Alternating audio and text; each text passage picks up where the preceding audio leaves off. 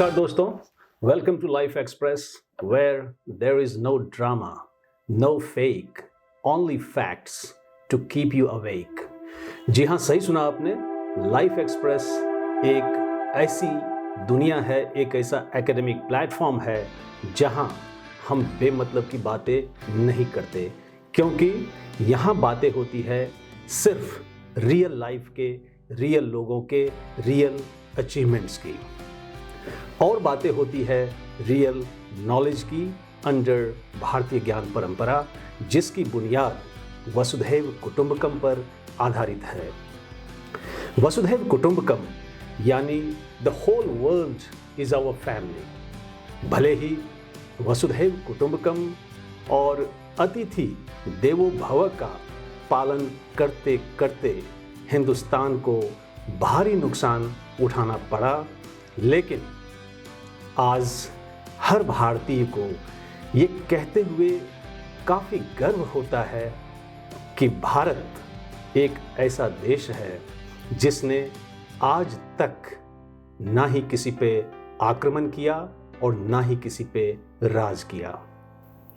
हाँ, हमने पूरी दुनिया पे राज किया, लेकिन उनके अधिकार, अस्तित्व एवं संस्कृति को छीन कर नहीं, बल्कि उनके दिलों पर राज किया, अपनी प्राचीन सभ्यता एवं संस्कृति और फिलॉसफी की खुशबू बिखेर कर। इसी भारतीय परंपरा को आगे बढ़ाते हुए लाइफ एक्सप्रेस अपने मिशन पे आप सभी के सहयोग से आगे बढ़ रही है, जिसमें मेरा यही प्रयास है कि भारतीय संस्कृति एवं ज्ञान प्रणाली का समुचित अध्ययन कर उसके भाव को, उसमें निहित संदेश को आपके सामने, वर्ल्ड सोसाइटी के सामने प्रस्तुत करूं, क्योंकि आज पूरी दुनिया में एक नहीं कई कारणों से अनेक प्रकार के संकट के बादल मंडरा रहे हैं। खूनी युद्ध चल रहे हैं, परिवार में, समाज में, राष्ट्र में और पूरे विश्व में। पूरी दुनिया आज एक सोसाइटल मॉडल ऑफ लिविंग ढूंढ रही है, जिसे अपनाकर वो शांति और सौहार्द के साथ जी सके। लेकिन अफसोस, दुनिया के पास ऐसा कोई मॉडल नहीं है। लेकिन चिंता की कोई बात नहीं है, क्योंकि भारत के पास ऐसा सोसाइटल मॉडल ऑफ लिविंग है, जिसे अपनाकर हम पूरे विश्व में शांति और उन्नति का मार्ग प्रशस्त कर सकते हैं। और उसी मॉडल को हम आज भारतीय ज्ञान परंपरा के रूप में देख रहे हैं। तो चलते हैं कार्यक्रम के अगले सेगमेंट हॉल ऑफ फेम की ओर, जहां हम मिलेंगे एक ऐसी शख्सियत से जो वाकई समाज के लिए एक रियल रोल मॉडल हैं, अपने उत्कृष्ट एवं सराहनीय कार्यों के चलते। लेकिन हम में से अधिकांश लोग उनकी उपलब्धि या अचीवमेंट से आज भी बेखबर हैं।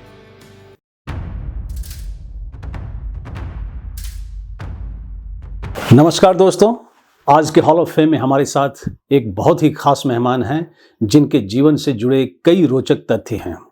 इससे पहले कि हम उन रोचक तथ्यों को जानें उन्हीं की जुबानी, मैं चाहूँगा कि सबसे पहले मैं आपको अपने विशेष अतिथि का एक संक्षिप्त परिचय दे दूं।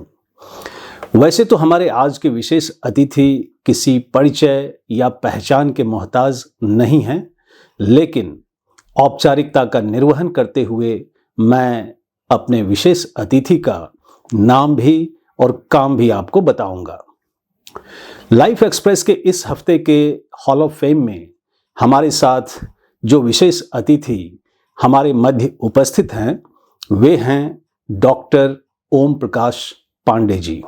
डॉक्टर ओम प्रकाश पांडे जी का जन्म 8 अक्टूबर 1947 को पश्चिम बंगाल की राजधानी कलकत्ता में हुआ था।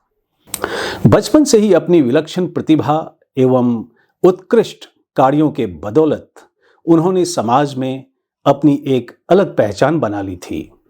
यदि हम उनके शैक्षणिक जीवन पर प्रकाश डालें तो हम पाते हैं कि उन्होंने अपनी प्रारंभिक, माध्यमिक तथा उच्च शिक्षा अव्वल दर्जे से सफलतापूर्वक पूरी की। विशेष रूप से उन्होंने अपनी कलकत्ता विश्वविद्यालय से विद्या वाचस्पति की उपाधि ग्रहण करने के पश्चात प्रवक्ता के रूप में अपने व्यावसायिक जीवन का शुभारंभ किया। कण भौतिकी व अंतरिक्ष विज्ञान में शोध और अध्ययन अध्यापन के साथ ही उनकी रुचि भारतीय ज्ञान विज्ञान, शिक्षा पद्धति व संस्कृत के गूढ़ रहस्यों को आत्मसात करने में रही है। उन्होंने वैदिक वाङ्मय में सृष्टि रहस्य व विज्ञान विषयक शोध कार्यों के लिए डीलिट की उपाधि ग्रहण की। वे श्री श्री सीताराम दास ओंकारनाथ शिक्षा संसद पश्चिम बंगाल के आजन्म अध्यक्ष हैं। इसके अलावा वे विभिन्न विश्वविद्यालयों के अकादमिक परिषद व आंतरिक गुणवत्ता आश्वासन प्रकोष्ठ के भी सदस्य हैं। And I should not forget to add that Dr. Pandey has also been felicitated with more than 25 prestigious academic awards at national and international levels by various academic institutions for his research, publication, and other academic activities. Some of the prominent awards I should mention here are Dirghtama Puraskar conferred by Akhil Bharatiya Vidyut Parishad, Dr. Vishnu Sridhar Wakankar Rashtriya Puraskar conferred by Baba Saheb Apte Smarak Samiti, विज्ञान सरस्वती, प्रतिभा सम्मान इत्यादि के साथ महर्षि की उपाधि भी उन्हें प्रदान की गई है। Doctor Pandey has published a number of research articles and books on cosmology. उनकी प्रकाशित पुस्तकें हैं cosmological behaviour of nature, consciousness the ultimate womb, दृष्टव्य, जगत का यथार्थ। इसके अलावा उनकी एक बहुचर्चित पुस्तक जो मैंने भी पढ़ी है और समझा भी है वो है भारत वैभव, जो मैं हर भारतीय को पढ़ने की सलाह दूंगा भारतीय ज्ञान परंपरा को बेहतर समझने के लिए। Thus there are so many accolades and achievements to his name which I cannot cover due to paucity of time. I can tell you in a nutshell that he is a blend of knowledge and wisdom. His multi-talents and remarkable achievements and contributions to society make him a unique human being.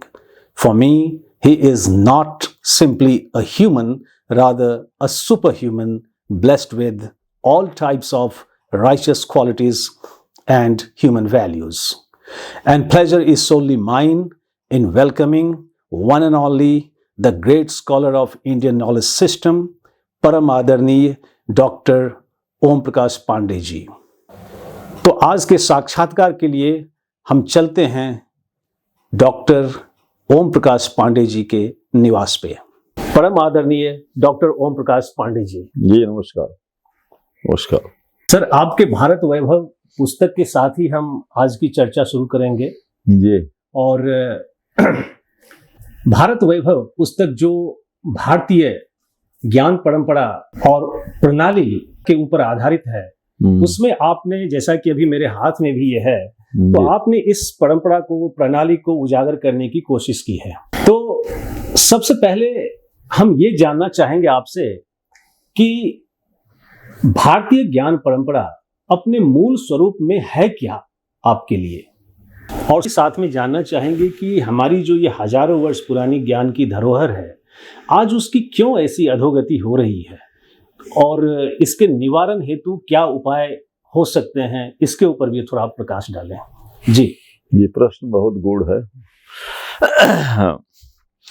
इसमें मैं इतना कहना चाहूँगा कि जहाँ तक भारत वैभव जो पुस्तक आपके पास है जी, भारत वैभव लिखने के पीछे मेरी एक जो मैं अपने जीवन में पूरा अनुभूत किया, क्लासरूम में अनुभूत किया, एकेडमिक संस्थाओं में अनुभूत किया कि जो मटेरियल है, जो कंटेंट्स है, जो एक्चुअली भारत से संबंध है, इस देश की माटी, इस देश की आबोहवा से संबंध है, वो एकदम से कहीं न कहीं वो नेपथ्य में चली गई।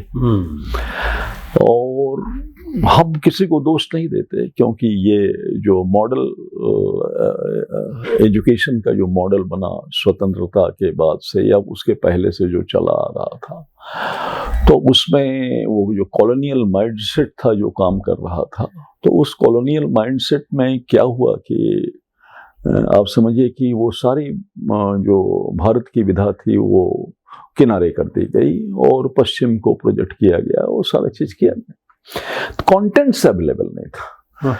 तो सबसे बड़ी, हम किसी आचार्य को या किसी वाइस चांसलर, किसी इंस्टीट्यूशन को हम ऊपर उंगली उठाने के पहले हमें देखना चाहिए कि कंटेंट्स ही नहीं, पिछले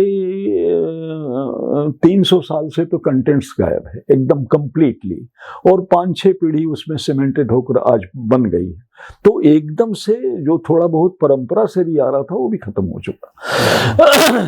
और भारतीय ज्ञान परंपरा का जो मूल आधार है, पहले आप ये समझ लीजिए, भारतीय ज्ञान परंपरा का मूल आधार जो है वो दो स्तंभों पर टिका हुआ है, गुरुकुल परंपरा और कुल परंपरा।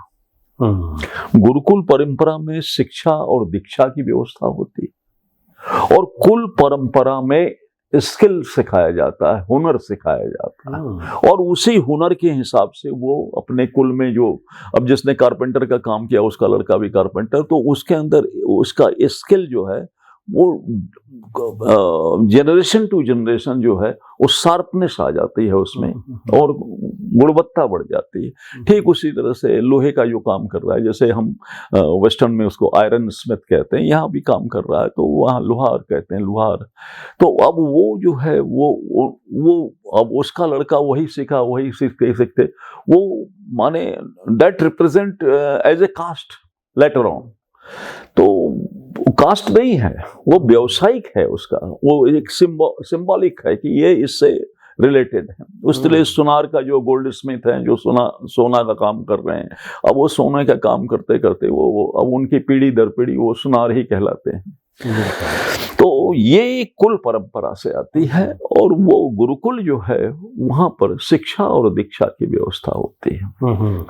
ये भारत के दो आधार, मौलिक आधार, और ये दोनों आधार पिछले 400 वर्षों से 500 वर्षों से ये दोनों आधार पर बहुत भारी कुठाराघात हुआ, और ये दोनों आधार एग्जिस्टेंस में ही नहीं रह गए। थोड़ा बहुत कहीं न कहीं मिलेगा आपको, लेकिन वो जो एक वॉल्यूम था, वो वॉल्यूम आपको कहीं दिखने को नहीं मिलता है। तो इसलिए इवन ज्ञान में भी है, जो क्या कहते हैं कि 2 वेदों को जानते थे, द्विवेदी कहलाते थे, 3 वेदों को जानते थे, वो त्रिवेदी कहलाने लगे। They are all Brahmins. तो या ब्राह्मण हो या कोई भी कास्ट का हो, क्षत्रिय भी हो, वैश्य भी हो, शूद्र भी हो, कोई भी हो, वो अगर जानता है तो उसको हम त्रिवेदी करके बुलाते हैं, तो द्विवेदी करके बुलाते हैं, चतुर्वेदी करके बुलाते हैं। तो इस तरह की बड़ी सारी चीजें थी। इवन गुरुकुल परंपरा में भी ये चलता था। उपाध्याय होते थे, उपाध्याय कहलाते थे। बहुत सारे हैं, तो पाठक जो पढ़ते थे, पढ़ाते थे, पाठक कहलाते थे। इस तरह से बहुत सारी चीजें। तो खैर समाज से और ये सिस्टम से आप समझ सकते हैं, मुख्य धारा से एकदम से विलुप्त हो चुके हैं। थोड़ा मैं यहाँ आपसे कुछ स्पष्टीकरण चाहूंगा। जैसा कि आपने एक डिमार्केशन बता दिया कि गुरुकुल जो परंपरा थी उसमें शिक्षण के ऊपर ज्यादा बल दिया गया, और कुल में आप कह रहे हैं कि स्किल बेस्ड एजुकेशन वो ज्यादा थी।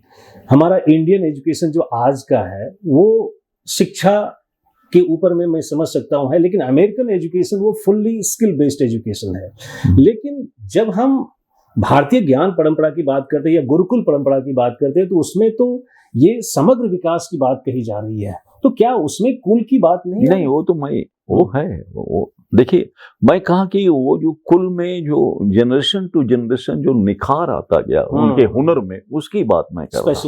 स्पेशलाइजेशन, एक्सपर्ट होते गए। तो भारत की ज्ञान परंपरा क्या है, इसको समझने के लिए मैं आपसे एक कहानी शेयर करना चाहूंगा। जी। और मेरे ख्याल से लगता है कि कहानी अपने आप में सब कुछ कह देगी। और वो कहानी है कि 1895 में स्वामी विवेकानंद जब वो जर्मनी की यात्रा पर गए, तो जर्मनी में पहुंचने पर वो पॉल ड्यूशन वहां का बहुत बड़ा फिलोसफर था। तो पॉल ड्यूशन के घर अतिथि हुए।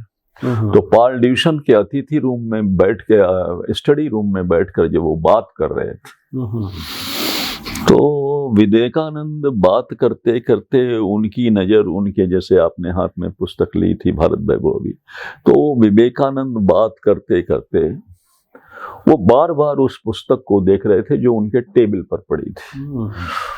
तो पॉल ड्यूशन अट्रैक्ट हुए कि इसका फोकस कहाँ, बात तो मेरे से कर रहा है, फोकस इसका कहीं और है। तो उसने देखा वो एक किताब पर, तो उसने कहा कि उसने अपने जिस विषय पर वो बात कर रहे थे उसको स्टॉप किया। उन्होंने कहा, बोले कि उन्होंने कहा कि this book is belong to the music and that is, I think that is a class and unique book ever written on the music subject.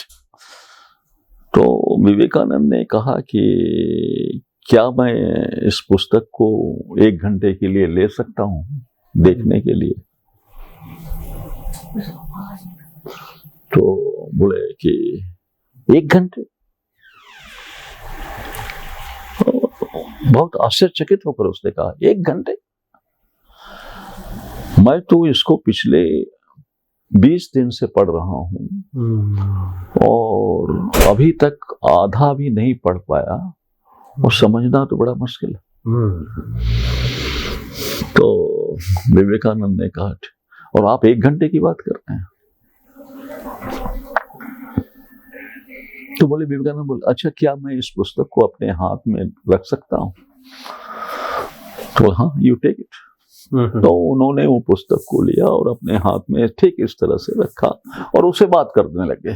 वो बातें होने लगी डिफरेंट, और वो पुस्तक को हाथ में लिए यूं करते रहे, देखते रहे। उसके बाद थोड़ी देर बाद वो पुस्तक को उठाकर उन्होंने टेबल पर रख दिया।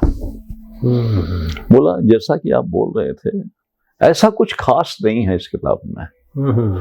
तो उसको थोड़ी सी महसूस हुई। बोले कि what are you talking Ravish? You are sitting with me, you know who am I, and you are saying कि कुछ नहीं है, और आपने खोला कहाँ पुस्तक को? और फिर खोल भी लिए होते तो जर्मन में लिखी हुई है, आप जर्मन जानते ही नहीं। बोला, लेकिन हमने सब पढ़ लिया है, हमने I have gone through the book, और I don't think that it is a so। इससे अच्छा हमारे यहाँ ऋषियों ने बहुत सारा संगीत पर काम किया है और लिखा है। भरत मुनि का बहुत बड़ा उसमें कंट्रीब्यूशन है। तो उसको बड़ा चिढ़ से हुई। बोला, आपने सब पढ़ लिया? बोला, हाँ। बोला, tell me what is written in page number this 15। तो विवेकानंद ने जो 15 में था वो बता दिया। तो थोड़ा देर रुका उसने, फिर कहा, अच्छा ठीक है, 22 में क्या है? 22 में भी बता दिया। इस तरह से 2-3 पृष्ठों पर पूछा और उन्होंने सब बता दिया जो उसमें लिखा हुआ है। और फिर उसके केवल बताया नहीं कि उसमें क्या क्या गलतियां हैं और भरत मुनि ने किस तरह से लिखा है, उसको भी एक्सप्लेन कर दिया। I am very surprise, you have not open the book at all. और कैसे आप पढ़ लिए, कैसे आप जान गए? बोले, यही है भारतीय ज्ञान परंपरा। हम लोग ध्यान और कंसंट्रेशन से, साधना से ज्ञान को अर्जित करते हैं जो अदृश्य है, और जब अदृश्य को अर्जित कर लेते हैं तो किताब खोलने की जरूरत नहीं होती है। तो मैं आपको भारतीय ज्ञान परंपरा का एक, अब इससे ज्यादा, दिस इज ऑन रिकॉर्ड।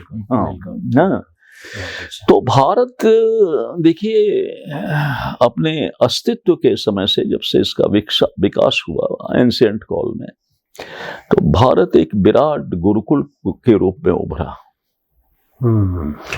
और वो ऐसा गुरुकुल था जहां गुरु और शिष्य दोनों समान रूप से ज्ञान की साधना में निरत रहते थे, और उस ज्ञान की साधना से ये सारा कुछ हुआ।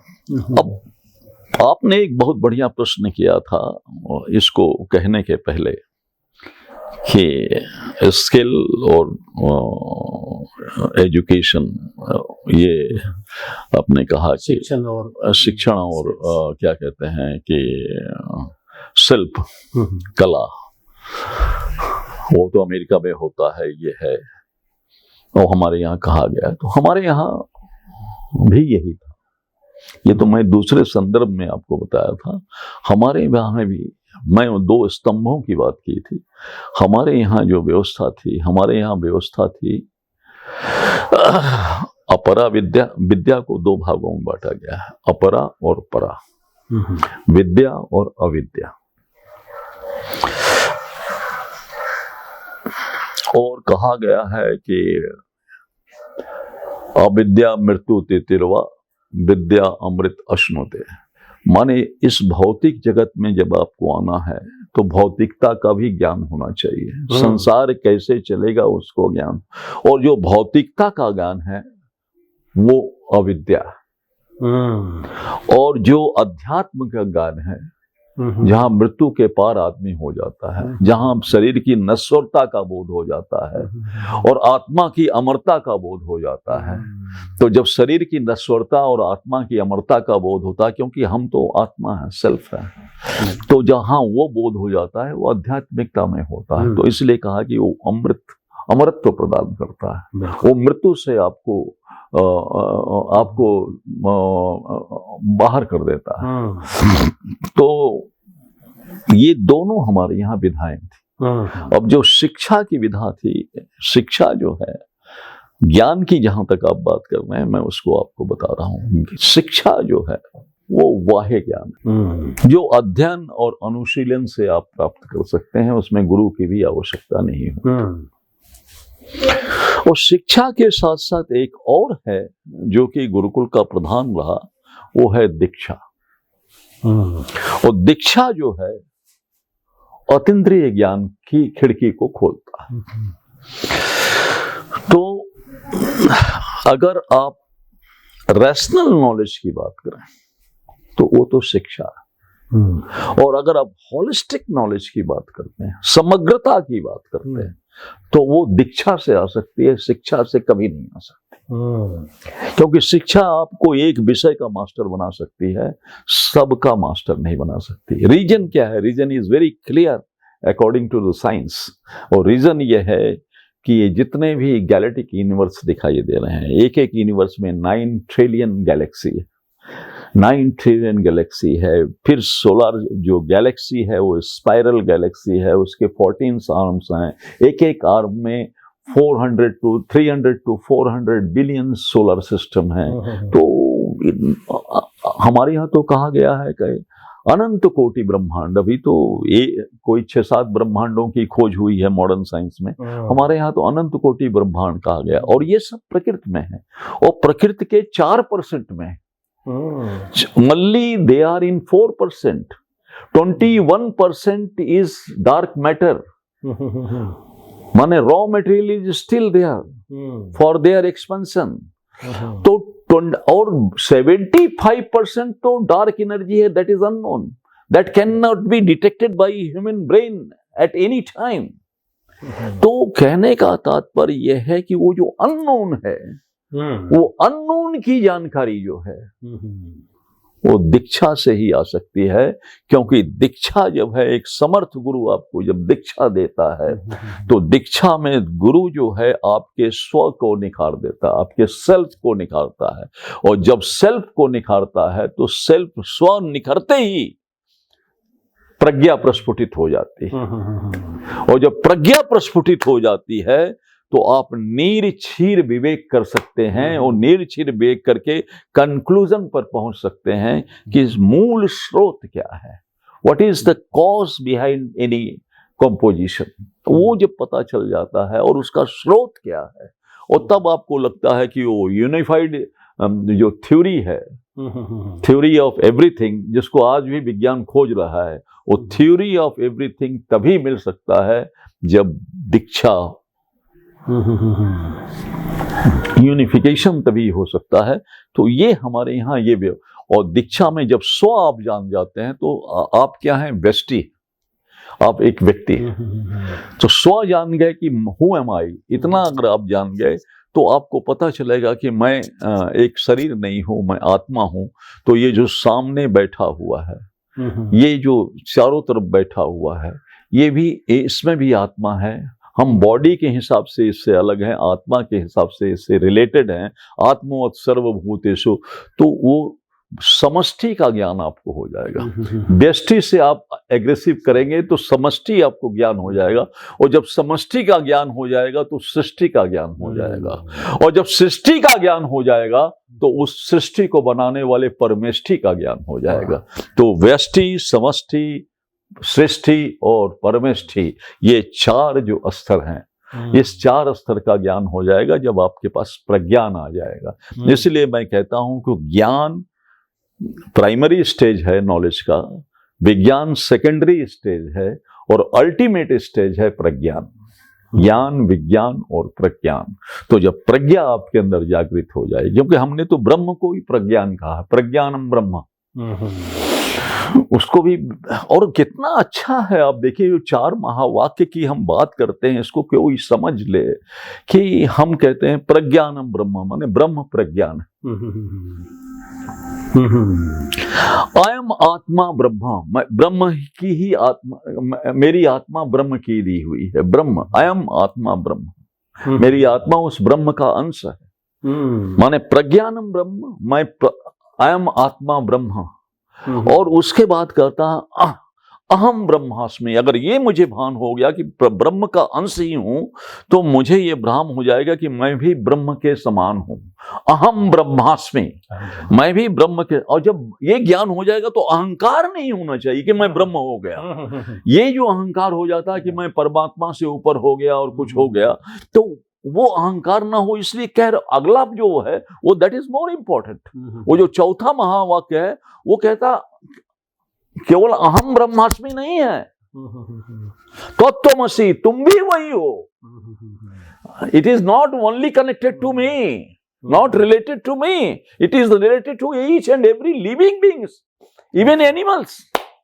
तो ये जो है, ये जो भाव जब आ जाएगा तो ये भारतीय ज्ञान परंपरा का एक्सट्रीम लेवल, और ये प्रज्ञा से ही आ सकता है और कहीं से नहीं आ सकता है। तो इसलिए जो स्किल है, जो शिल्प है, जो हुनर सिखाई जाती है, वो प्रवृत्ति को बढ़ाती है। प्रवृत्ति कि लेने के लिए क्या हम ये अच्छा सा एक ड्रेस पहन लें, बढ़िया घड़ी पहन लें, किसी रेपुटेड फॉर्म की ब्रांडेड कुछ ले लें, टाई ब्रांडेड ले लें, जैकेट ब्रांडेड ले लें, ये एक प्रवृत्ति है। लेकिन जब प्रज्ञा आ जाएगी तो प्रवृत्ति के साथ वो उसके प्रति अटैचमेंट नहीं रहेगा कि अगर कहीं गुम हो गया तो आदमी परेशान हो गया 3 दिन तक के लिए, अरे मेरी इतनी कीमती चीज गुम हो गई, बस उसका माइंड खत्म हो गया। वो चीज भारतीयता में नहीं आती है, क्योंकि उसके साथ साथ उसके अंदर निवृत्ति भी होती है। प्रवृत्ति के साथ निवृत्ति जो सिखाता है वो दीक्षा सिखाता है, प्रवृत्ति जो है वो शिक्षा सिखाती है। That is the basic difference between शिक्षा और दीक्षा। और ये दोनों हमारे, अब दीक्षा हमारे यहाँ से एकदम से काफूर हो गई, दीक्षा अब है ही नहीं कहीं। और वो इसलिए नहीं है कि उस तरह के समर्थ गुरु का अभाव हो गया है जो दीक्षा की बात करें। तो दीक्षा शिक्षा का मेन, अगर दीक्षा नहीं है तो एक संस्कृत में एक श्लोक है, मैं आपको पढ़ के सुनाता हूं। दीक्षा विहीनस्य न सिद्धि न सद्गति।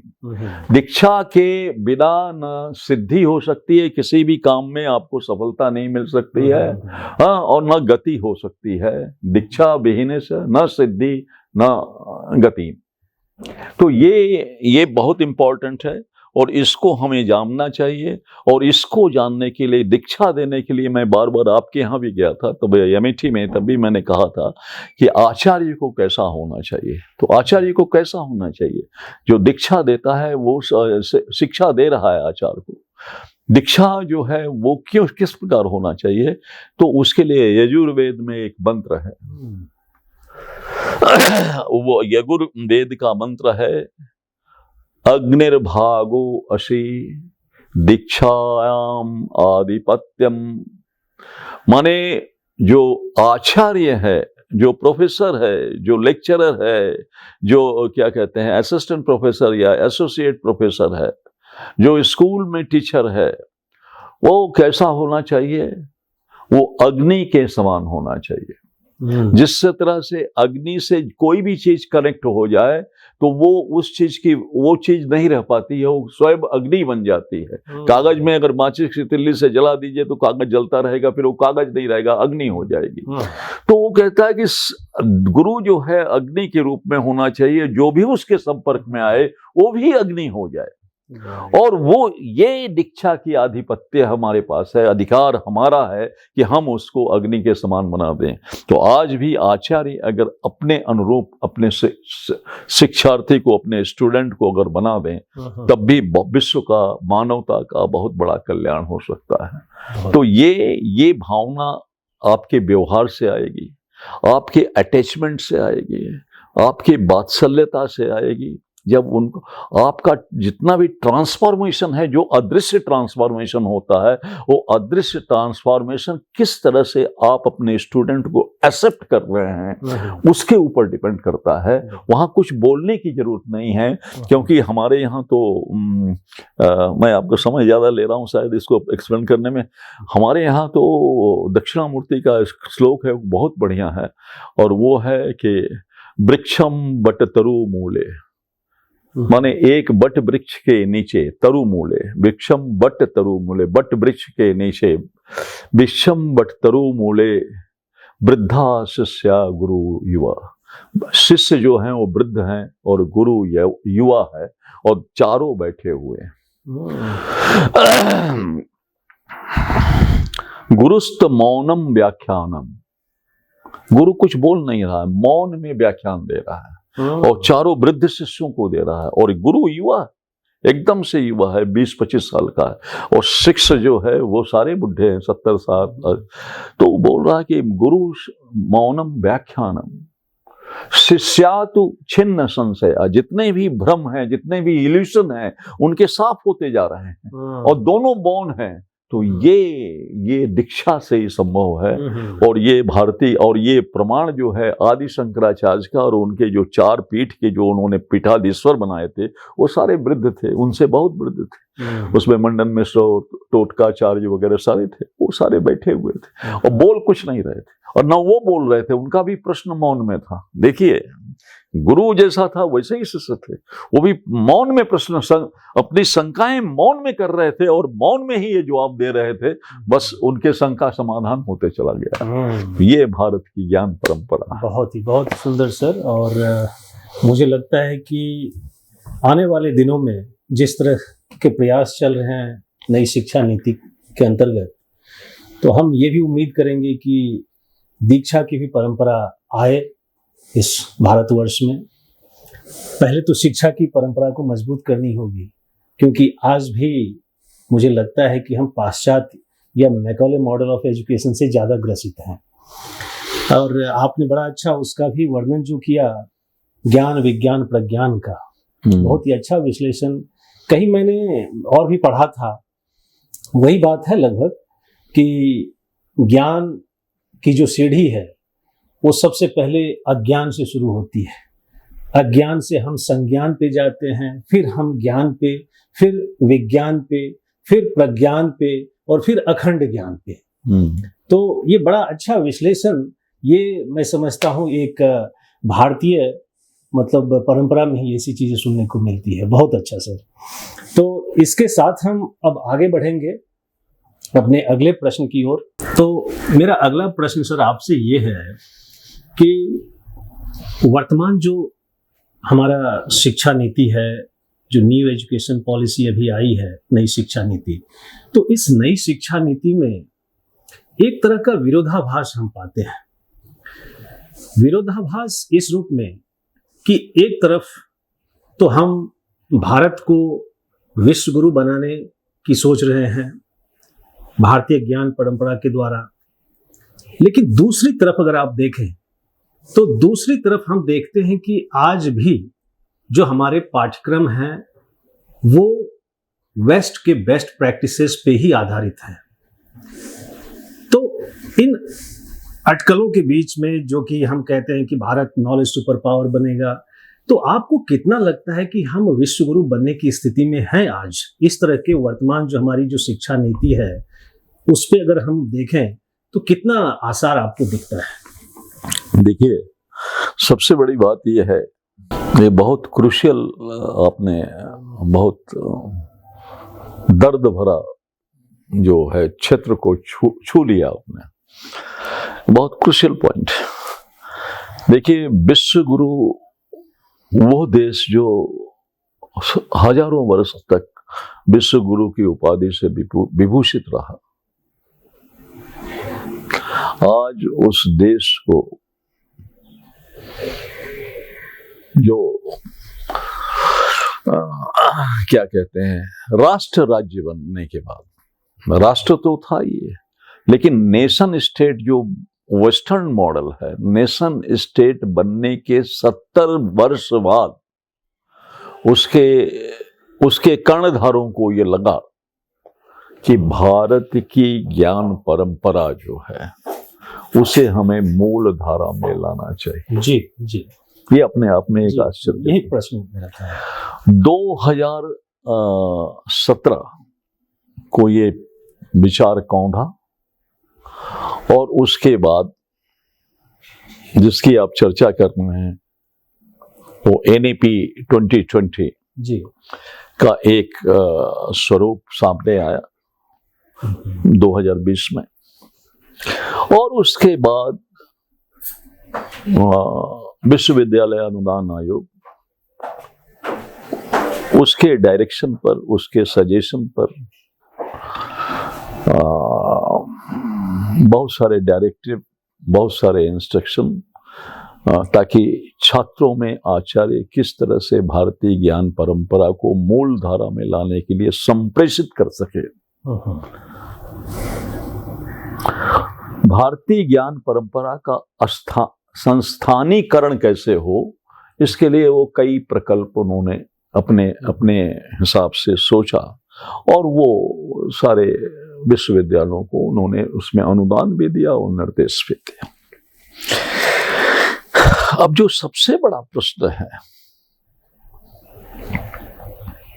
कि भारत की जो ज्ञान परंपरा है उसका मूल स्रोत वेद है जी। उसके बाद में वेद के 6 अंग हैं, फिर उसके बाद में ब्राह्मण ग्रंथ हैं जो वेद को के भौतिकवाद को, आदि भौतिक स्वरूप को जिसने स्पष्ट किया। फिर आरण्यक हैं जो वेद के आधिदैविक भाव को, आधिदैविक तो यूं नहीं समझेंगे लोग, आधिदैविक का मतलब है जो ऊर्जा का क्षेत्र है, जो एनर्जी का क्षेत्र है, उसके विषय में जो उसका जो विस्तारीकरण हुआ वो सब आरण्यक में है। वो वेद के उन अर्थ, वेद त्रय विद्या कहेंगे ना, 3 प्रकार के अर्थ होते हैं एक मंत्र के। तो पहला आदि भौतिक, आदि भौतिक माने मैटरिस्टिक, मैटरिस्टिक का प्री मैटरिस्टिक जो मैटर से भी पहले था। तो वो सारी चीजों का वर्णन तो आपको, जैसे सृष्टि कैसे हुई, ये सब आपको ऋग्वेद में मिल जाएंगे या ब्राह्मण ग्रंथों में इसका वर्णन है। उसके बाद में आरण्यक में आधिदैविक स्ट्रक्चर है, और उसके बाद जो अल्टीमेट आता है आध्यात्मिक जो उसका लेवल है वो आपको उपनिषद में मिलेगा। तो वो फिर उसके बाद 6 दर्शन हो गए। खड़ दर्शन की बात करते हैं, वैशेषिकी देख लीजिए, कणाद की लिखी हुई है, डाल्टन से बहुत पहले पार्टिकल फिजिक्स पर लिखा हुआ है। तो 6 दर्शन हो गए। 6 दर्शन के बाद में और शास्त्र हैं, गृह सूत्र हैं, कैसे गृह में रहना है तो किस तरह से रहना है, कैसे समाज में रहना है तो किस तरह से रहना है। हाँ, बाकी उस शुल्ब सूत्र हैं, गृह सूत्र हैं, बहुत सारे सूत्र हैं। उन सूत्रों का काल आया। तो ये तो एक विशाल, एक विशद ज्ञान के सभी आयामों को समेटे हुए एक विशद भंडार जो है। और ये आप समझ लीजिए, ये संजय जी, ये बहुत बड़ा भाग्य है हम लोगों का कि अभी तक 50 लाख पांडुलिपियों को हम लोगों ने सूचीबद्ध कर लिया भारत में ही, और 1.5 मिलियन पांडुलिपि जो विदेशों में पाई गई उनको भी सूचीबद्ध कर लिया गया। इतना सूचीबद्ध हो गया है। अब बताइए, इतना पर तो काम करने में पता नहीं कितने वर्ष लग जाएंगे। वो सारी सूचीबद्ध हो गई है, कम से कम सूचीबद्ध तो हो गई, लोकेट तो हो गई कि कहाँ कहाँ जी उसकी डिजिटल कॉपी और इस तरह से हम बना के उसको रख सकते हैं। और इसके अलावा अभी जो सूचीबद्ध नहीं हुए इससे अनगिनत है। तो एक विशाल भंडार हमारे पास है। ये थाती जो है, अगर ये थाती सामने आ जाए तो भारतीय ज्ञान परंपरा का जो एक स्ट्रक्चर है वो आपके सामने प्रस्तुत हो जाएगा। ये है नहीं। अब सवाल ये है कि जो आपके आधुनिक आचार्य हैं, उसमें आप भी इंक्लूड हैं और मैं भी इंक्लूड हूं, जो आधुनिक आचार्य हैं उनकी जो पठन पाठन और पढ़ाई हुई, स्टडी हुई, उनका जो रिसर्च हुआ, उसका बेस तो वही जो मैकाले मॉडल आप कह रहे थे, या जो वेस्टर्न मॉडल है ऑफ एजुकेशन जो हमारे यहाँ परंपरा में चल रही है, हम लोग उसी से पढ़ के निकले। हम लोगों ने तो पढ़ा नहीं। हम किसी गुरुकुल में जाकर किसी कॉपी पहनकर तो हम लोगों ने कहीं पढ़ाई नहीं करी, कुछ जानते नहीं। वो सब वहां पढ़े हम लोगों का। अब बताइए, वही आज प्रोफेसर हैं, वही आज वाइस चांसलर हैं, वही आज शिक्षाविद कहलाते हैं। तो क्या वो शिक्षाविद भारतीय ज्ञान परंपरा से जो बिल्कुल अछूते रहे, उनके फोर फादर्स तक अछूते रहे, क्या वो भारतीय ज्ञान परंपरा का जो यूजीसी का मॉडल है या जो दे रही है यूजीसी, क्या उसका संस्थानीकरण हो सकता है? क्या छात्रों के अंदर वो संप्रेषित कर सकते हैं? ये सबसे बड़ा जो है यक्ष प्रश्न है। और इसका उपाय यह है कि अगर उनके अंदर वो ज्वलंत वो एक संकल्प आ जाए और वो संकल्प के साथ वो खुद अध्ययन करना शुरू कर दें, और खुद अध्ययन करके सब तो अध्ययन नहीं हो सकता, उसके एक एक विषय का अध्ययन करके उसकी मार्मिकता को समझकर, और संस्कृत के आचार्य नहीं, जो संस्कृत के माने मूर्धन्य आचार्य हैं, उन आचार्यों के साथ इंटरेक्शन करके उसको समझकर उसको आत्मसात करें, और आत्मसात करके कैरिकुलम बनाएं। कैरिकुलम बनाने के बाद में आधुनिक काल में किस तरह से उसे प्रस्तुत किया जाता है, उसको उस तरह का अपडेटिंग करें, और वो करके एक पाठ्यक्रम तैयार करें, सिलेबस तैयार करें, और वो सिलेबस तैयार करके उसके मुताबिक किस पुस्तकें लिखी जाए, और फिर वो कक्षा में किस लेवल से कहां शुरू करना है उस पर विचार करके करेंगे, तब जाके हुआ। लेकिन उसके लिए जिनको पढ़ाना है उनको सबसे जरूरी है कि टीचर्स ट्रेनिंग में ये नॉर्वेनियन सिस्टम ऑफ एजुकेशन देकर, टीचर ट्रेनिंग देकर बीएड एमएड कराने के बजाय भारतीय ज्ञान परंपरा से टीचर्स ट्रेनिंग शुरू की जानी चाहिए, और वहां से उनको मोल्ड करके तब जाकर जब आगे बढ़ाएंगे तो वो टीचर परफेक्ट होंगे। वो अध्यापक जो है अध्यापक नहीं रहेंगे, वो सही माने में वो आचार्य कहलाएंगे। और वो जब होंगे तब जाकर, आप ये क्या कहते हैं, साइंस की बात कर रहे हैं क्या? साइंस में जो मॉडर्न साइंस कर रहा है, हमारे वेदों में कितना पहले लिख दिया गया है। आप ये देखिए, उसकी आप बात करिए, क्या कहते हैं कि कणाद की बात करिए। अब हमें बोलते हैं कि किसी को कोई भी कहता है कि गुरुत्वाकर्षण का सिद्धांत कौन दिया, सब खड़े होकर कह देंगे न्यूटन ने दिया, न्यूटन ने दिया, न्यूटन ने दिया। अरे भाई, गुरुत्वाकर्षण का सिद्धांत कणाद के वैशेषिके में लिखा हुआ है, और उसने तो एकदम शब्द सीधे, अच्छा ये ज्यादा से ज्यादा कहेंगे तो या तो बराहमिहिर का नाम लेंगे या आर्यभट्ट का नाम लेंगे, क्योंकि वो सब 4004 बीसी के बाद के, इसलिए उनका नाम ले लेते हैं कि वो उसके लिए अंग्रेजों को इतराज नहीं था। उसकी जो कहानी है वो भी मैं बता देता हूँ इसी के साथ, इसी प्रश्न के उत्तर के साथ। अब वो वैशेषिकी में उसने कहा है कि संयोग अभावे, माने ये संयोग है, ये होल्डिंग है, संयोग का अगर होल्डिंग अगर कमजोर हो जाए, संयोग अभावे गुरुत्वात् पतनम, गुरुत्व से पतन हो जाएगा। तो उसने सीधे गुरुत्व का नाम लिया।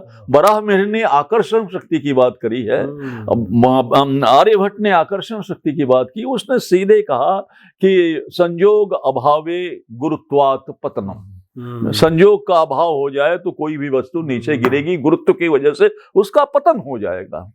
तो ये आप अब ये बताइए कि ये बोलते हैं कि नहीं वो विज्ञान में, आप कहाँ गए आप? ऐसे बहुत सारे उदाहरण हैं, कहीं मतलब ही नहीं है। तो ये सारी चीजें, मैं तो एक सूत्र खाली आपको बताया, लॉ ऑफ मोशन जो है वैशेषिकी से न्यूटन ने लिया। लॉ ऑफ मोशन को देख लीजिए, भारत वैभव में ही मैंने लिख दिया है सारा, तो वो आप देख लीजिए। इस तरह से बहुत सारी चीजें हैं, मैं ये नहीं कहूँगा। स्पेक्ट्रम थ्योरी जो है वो हमारे भारद्वाज ने पूरी स्पेक्ट्रम थ्योरी दे दी थी। तो क्या है स्पेक्ट्रम और क्या नहीं है, ये सारी चीजें आपको मिलेंगी, लेकिन आप वेद को कृपा करके धर्म ग्रंथ के रूप में प्रचारित मत करिए, क्योंकि वेद धर्म ग्रंथ नहीं है, वेद ज्ञान और प्रज्ञान की विषय है, और उसको आप उस ढंग से समझिए। लाल कपड़े में बांध के अगरबत्ती उसको मत दिखाइए, उसको जरा खोल के पढ़ना शुरू करिए तो आपको पता चलेगा। अब वो ये सवाल है कि ये 4004, आपके दिमाग में एक प्रश्न आया, 4004 बीसी से के अंदर क्यों रखना चाहते हैं उसमें उनको क्यों नहीं इतराज, कोई नहीं इतराज नहीं होता था? तो उसका कारण ये है कि आप वो बाइबल में है कि God has created the human beings on 23 September 4004 BC। तो ईश्वर ने मनुष्यों की रचना 4004 BC में की, ये एकदम स्पष्ट लिखा हुआ है। तो अब वो 4004 BC के पैरामीटर से पीछे नहीं जाना चाहते, क्योंकि वहीं से हुआ, जबकि साइंस तो उसको नकार दिया। तो वो सारा कुछ वो 4004 BC में क्यों रखना चाहते हैं? क्योंकि आपको मालूम है कि साइंस में और ज्योग्राफी में भी एक प्रेसिशन पीरियड होता है। प्रेसिशन पीरियड मतलब वो जो पृथ्वी है, वो जो सूर्य की परिक्रमा कर रही है 29.75 किलोमीटर पर सेकंड की स्पीड से 365 दिन 6 घंटा और 46 मिनट 47 सेकंड में परिक्रमा कर रही है। तो वो परिक्रमा कर रही, तो वो पृथ्वी जो है 23.43718 डिग्री जो है वो टिल्ट है, झुकी हुई है, नॉट एग्जैक्ट 23.5। तो वो जो झुकी हुई है पृथ्वी, तो झुकी हुई तो परिक्रमा कर रही है, और वो परिक्रमा भी कर रही है और झुकी हुई भी, और झुकने वो रिवॉल्यूशन यूं हो रहा है। वो कैसे हो रहा? तो जिस तरह से लट्टू हम नचाते हैं, तो लट्टू का नीचे वाला जो हिस्सा है, बॉटम जो है, वो कील होता है, वो तो पृथ्वी में लगा हुआ है, लेकिन ऊपर वाला जो टॉप है वो हल्का सा आपने देखा हुआ लहराता है चारों तरफ। तो जिस तरह से वो लहरा रहा, ठीक उसी तरह से पृथ्वी भी नॉर्थ पोल लहरा रहा है। तो नॉर्थ पोल रहा है, तो ये सूर्य है, ये पृथ्वी है, तो ये जो लहरा रहा है यूं यूं करके लहराते हुए जा रही है। तो वो लहराना जब इधर होगी, सूर्य के सम्मुख होगी, तो ग्लोबल वार्मिंग नॉर्थ पोल पर हो जाएगा, और जब इधर होगी तो ग्लेशियल पीरियड हो जाएगा, ठंडापन हो जाएगा। अब वो उसका लहराना जो है, वो लट्टू का तो सेकंडों में है, लेकिन उस पृथ्वी का एक लहर जो है वो 26,000 वर्ष लेती है। तो 13,000 वर्ष सूर्य के सामने होती है, 13,000 वर्ष विपरीत होती है। तो 13,000 वर्ष का global warming, natural global warming, anthropogenic नहीं, मैन मेड नहीं। तो 13,000 का ग्लोबल वार्मिंग वो नेचुरल, और 13,000 का ग्लेशियल पीरियड वो होता है। अब जब ग्लेशियल पीरियड हो जाएगा तो पूरा नॉर्थ पोल बर्फ से नो मैंस लैंड हो जाएगा, और जब ग्लोबल वार्मिंग होगी तो इधर ग्लेशियर मेल्ट करेगा और उधर वाष्पीकरण से बादल बनेंगे, तो वो भी पानी बरसाएंगे। तो उससे क्या होगा, दोनों तरफ से जो वाटर का जो प्रेशर जाएगा वो सब साउथ में जाएगा, सारे समुद्र साउथ में है। तो साउथ में सी लेवल जो है वो 300 मीटर तक जंप कर जाएगी, और 300 मीटर जंप करेगी तो फिर ये अफ्रीका और ये जो सारे समुद्र में हैं, या भारत का पूरा गोवा से लेके नीचे तक का हिस्सा, ये सारे के सारे समुद्र में, ऑस्ट्रेलिया, ये सारे समुद्र में चले जाएंगे। तो हर 13,000 वर्ष पर एक कैटास्ट्रोफ होता है, प्रलय जिसे बोलते हैं, निमित्तिक प्रलय, नैमित्तिक प्रलय। तो वो घटना हर 13,000 वर्ष पर होती है, लेकिन वो घटना भारत में नहीं होती। आप बोलेंगे क्या भारत कोई विश्व से अलग है? नहीं, अलग नहीं है। भारत का ज्योग्राफिकल स्ट्रक्चर ही ऐसा है कि नॉर्थ में उसका हिमालय है। आप देखिए, नॉर्थ में पूरा हिमालय है, घेरे हुए है। तो not only India, Indian continent, including Pakistan, including Bangladesh, Nepal, ये सारे के सारे को प्रोटेक्ट कर रहा है, बर्मा, सारे को प्रोटेक्ट कर रहा है वो हिमालय। तो मंगोलिया से, साइबेरिया से जो बर्फीली हवाएं चलेगी ग्लेशियल पीरियड में, वो सारे हिमालय रोक देता है। तो हिमालय से दक्षिण में बर्फ जम नहीं पाती। हाँ, इसलिए कोई भी डेल्यूज, प्रलय, वो भारत में ग्लोबल वार्मिंग में नहीं हो पा रहा है। अब सी लेवल जब बढ़ेगा तो आप समझ लीजिए कि गुजरात से लेकर और वो केरल तक, और वहाँ उड़ीसा, बे ऑफ बंगाल से लेकर, बंगाल से लेकर और पूरा कन्याकुमारी तक, दोनों तरफ, भारत के दोनों तरफ एक पिलर के रूप में, एक दीवार के रूप में, एक जेल की चार दीवारी के रूप में दो वैलीज हैं, जिसको हम ईस्टर्न घाट और वेस्टर्न घाट कहते हैं।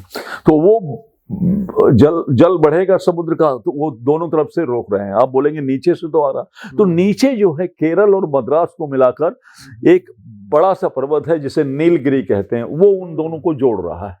तो एक तरह से पूरा बकेट का, एक किले का काम कर रहा है। तो जब भी सी लेवल बढ़ेगा, चाहे 300 बढ़े, चाहे कुछ भी बढ़े, भारत का दक्षिणी हिस्सा भी नहीं डूबेगा। अब आप क्या कर रहे हैं, मॉडर्नाइजेशन के नाम पर, प्रगति के नाम पर, विकास के नाम पर वो ईस्टर्न घाट को भी नष्ट कर रहे हैं और वेस्टर्न घाट को नष्ट कर रहे हैं। तो आप अपना काल खुद बुला रहे हैं। प्रकृति ने तो आपको इतना सुरक्षित दिया, इसलिए भारत एंशिएंट है। जबकि सारे जगह के मनुष्य 13,000 वर्ष के बाद खत्म हो जाते हैं, भारत में कभी प्रलय हुआ नहीं। और ये हमारे शास्त्रों में लिखा है कि 14 मनवंतरों में कभी प्रलय हुआ ही नहीं। उसका कारण यह है, उसका वैज्ञानिक कारण, उसका भौगोलिक कारण यह है। इसलिए हम एंशिएंट हैं, इसलिए हम सबके पूर्वज हैं, और इसलिए जो हम बताएंगे, जो हम ज्ञान देंगे, वो मूल ज्ञान है, वो कहीं सुना सुनाया ज्ञान नहीं है। जब ज्ञान का सूत्र ही नहीं था, तब जब ज्ञान यहीं से प्रस्फुटित हुआ था। इसलिए कहा गया, सा प्रथमा संस्कृति विश्ववारा, माने विश्व की पहली संस्कृति जो है वो हमारी है। बहुत सुंदर, बहुत सुंदर सर। बहुत सारी बातें निकल के आ रही है इससे, और मुझे लगता है कि जैसा सर ने कहा कि आज के शिक्षक को, आज के कुलपति को भी उनके अंदर सिर्फ योग्यता ही नहीं बल्कि पात्रता भी बढ़ानी होगी गुरुकुल मॉडल के आधार पे। बहुत अच्छा सर। तो अगला प्रश्न सर आपसे मेरा ये है कि जो नई शिक्षा नीति में भारतीय ज्ञान परंपरा पे जो इतना बल दिया जा रहा है, तो ऐसी क्या चीज़ है भारतीय ज्ञान परंपरा में? क्योंकि हर तरफ आज IKS की बात हो रही है, इंडियन नॉलेज सिस्टम की बात हो रही है। कहीं ऐसा तो नहीं कि हम इंडियन नॉलेज सिस्टम कह के American knowledge system, British knowledge system, Australian knowledge system या कोई और नॉलेज सिस्टम को हम इग्नोर करना चाह रहे हैं? तो हम चाहेंगे कि भारतीय ज्ञान परंपरा की आवश्यकता या अनिवार्यता क्यों आन पड़ी है आज? ऐसी क्या चीज है? साथ ही हम जानना चाहेंगे कि ये भारतीय ज्ञान परंपरा भारत में ही क्यों? क्योंकि भारत, आखिर हम सब जानते हैं कि it was epicentre of knowledge for the whole world. जब पूरी दुनिया में कहीं, मैं समझता हूं कि विश्वविद्यालय नहीं थे एक भी, उस टाइम पे भारत में 7 विश्वविद्यालय थे। तो ये बात ठीक है कि हमारा भारत हमेशा से ज्ञान का एक एपिसेंटर रहा है, लेकिन हम चाहेंगे कि चूंकि आपने कई वैज्ञानिक तथ्यों को लेकर के इस चीज को साबित किया है कि भारतीय ज्ञान परंपरा क्यों आवश्यक है। तो मैं चाहूंगा कि आप दो चीजों को लेकर के आप थोड़ा प्रकाश डालें। एक तो भारत की महिमा क्या है, और दूसरी बात कि भारतीय ज्ञान परंपरा की अनिवार्यता क्यों इतना जरूरी है आज के पाठ्यक्रम में। जी देखिए, अभी जो पिछले प्रश्न में आपने प्रश्न किया, जो हमसे पूछा था, तो मैंने ये बताया कि we are the ancient one, और क्यों है उसका प्रमाण भी मैंने आपको बताया था। शायद आप उससे सहमत होंगे, वो सभी सहमत होंगे, क्योंकि वो साइंटिफिक रीजनिंग। तो जिस समय और आप ये जानते हैं कि यूनेस्को ने भी, सभी ने भी भारत के वेद, ऋग्वेद को एंशिएंट पुस्तक के रूप में, लिटरेचर के रूप में, टेक्स्ट के रूप में मान्यता दे दी है। और इसके अलावा विश्व के, चाहे वो अरबी के गणितज्ञ हों, चाहे वो रोमन फिलोसफर रहे हों, मैगस्थनीज रहे हों, या इस तरह से इधर अरबी में अल-बरूनी रहे हों या ख्वाज़मी रहे हों, और उसके बाद में चाहे चाइना के स्कॉलर टी सुंग रहे हों, चाहे साइंटिस्ट शोपेनहावर रहे हों, या श्रोडिंगर रहे हों, एल्बर्ट आइंस्टाइन रहे हों, या फिलोसफर में शोपेनहावर, कार्ल जंग, ये जितने रहे हैं, बहुत सारे हैं, सबने भारत की ज्ञान माना कि भारत की ज्ञान परंपरा सबसे प्राचीन है, और ये ट्रेजरी ऑफ नॉलेज ये है जो आप अभी कह रहे थे। ये हम नहीं कह रहे हैं, पूरा विश्व इसको स्वीकार करता है, अब स्वीकार करने लग गया, क्योंकि अब हम कॉलोनियल एंटिटी नहीं रह गए, तो अब सब स्वीकार करने लग गए। और ये जितने भी हैं, अब तो ये डिक्टेट हो गया कि बहुत सारी चीजें हमारे यहाँ से ज्ञान की थाती ले जाकर फिर उसको, आप मॉडर्न साइंस की अगर बात करें तो मॉडर्न साइंस ज्यादा से ज्यादा 300-400 साल पुराना है। वो हमारे यहाँ पता नहीं कब वो सारे डाल्टन की थ्योरी से पहले कणाद ने लिख दी, आर्यभट्ट ने लिख दी। शून्य का जो सिद्धांत है वो बोलते हैं आर्यभट्ट ने दिया। शून्य का सिद्धांत तो वेद में है, यजुर्वेद में है। एकम च, दशम च, शतम च, सहस्त्रम च, युतम च, अयुतम च, नियुतम च। तो वो तो 1 पर 27 शून्य की व्याख्या की है। दूसरी बात यह है कि हमारे क्या कहते हैं कि और एक ग्रंथ में लिखा हुआ है कि शून्यम स्थाप्यम। ये मैंने इसमें भारत वैभव में भी इसकी वो बात करी। तो शून्यम स्थाप्यम कहा गया कि शून्य को अगर किसी भी संख्या के दाहिने या बाएं रख दे तो उस संख्या के नंबर्स घट और बढ़ सकते हैं। तो ये सारे शून्य शब्द का इस्तेमाल किया, ये आर्यभट्ट से बहुत पहले हुए थे, तो उन लोगों ने किया है। तो उनको आर्यभट्ट इसलिए लगा कि वो 4004 BC के पैरामीटर के अंदर आता, within the parameter of that आ रहा है, तो वो उसको एक्सेप्ट करते हैं। लेकिन ये सब पर बातें, तो ये जिस समय ज्ञान शुरू नहीं हुआ था, ज्ञान के बीज जो प्रस्फुटित हुए, उसके बाद लोग, आप पुरानी थीसिस है, पुरानी थ्योरी, आपके पास किताब है, हमारे पास किताबें हैं, हम पढ़ के फिर अपने को उसी को मॉडिफाई करके हम लोगों के सामने अपने वर्ड्स में उसको एक्सप्लेन करते हैं। इसके मतलब वो हमारा ज्ञान नहीं है। और मैंने भारत वैभव में ये लिखा है, ये आपने पढ़ा है, लिखा है कि इसमें जो कुछ भी लिखा हुआ है इसमें मेरा कोई योगदान नहीं है, ये सब ऋषियों की ज्ञान है जो मैं आपके सामने प्रस्तुत कर रहा हूं। हम प्रस्तुत कर सकते हैं। ज्ञान का एक भी शब्द, एक भी लाइन जो है ऋषियों के बाद नहीं लिखी गई है, ये मैं पूरी अथॉरिटी के साथ कहता हूँ। बहुत बड़ी बात है। ज्ञान जितना है वो वेद में जो लिखा हुआ है उसके अलावा ज्ञान नहीं हो सकता है। इसलिए वेदस्य अखिलस्य धर्मस्य मूलम कहा गया है। वेद सारे धर्म का मतलब क्या है? वह करणीय कर्तव्य, वह करणीय कर्तव्य जिससे आपके कृतित्व और व्यक्तित्व का विकास हो, उसे धर्म कहते हैं। तो ये धर्म है। तो वो आपका कृतित्व और व्यक्तित्व किस पर होगा? ज्ञान के आधार पर होगा, रियलाइजेशन के आधार पर होगा, एक्सपीरियंस के आधार पर होगा, वो सारा वेद में। तो इसलिए भारत एक अद्वितीय देश, भारत एक एंशिएंट सभ्यता, भारतीय संस्कृति, अभी मैंने कहा सा प्रथमा विश्व संस्कृति विश्ववारा, माने पहली संस्कृति यहाँ से, बाद में फिर संस्कृति, क्या संस्कृति को आप कल्चर में डिफाइन कर सकते हैं क्या? Never, it can not. क्या आप क्या कहते हैं कि उसको दर्शन को, फिलॉसफी उसकी एप्रोप्रिएट अंग्रेजी है क्या? वो तो तर्क शास्त्र है। फिर दर्शन तर्क नहीं है, दर्शन है कि आपकी दृष्टि, आप वो वृक्ष देखकर वृक्ष कहना नहीं है। वृक्ष को जब तक आप गले लगाकर उससे आंतरिक संवाद नहीं करेंगे कि कैसे वो पनप रहा और क्या कष्ट झेल रहा है, वो जब तक आप अनुभूत नहीं करेंगे तब तक वो दर्शन नहीं है। वो दर्शन की परिभाषा है। तो ये सारी चीजें अगर आपको देखना है तो ये तो भारत में ही मिलेगी।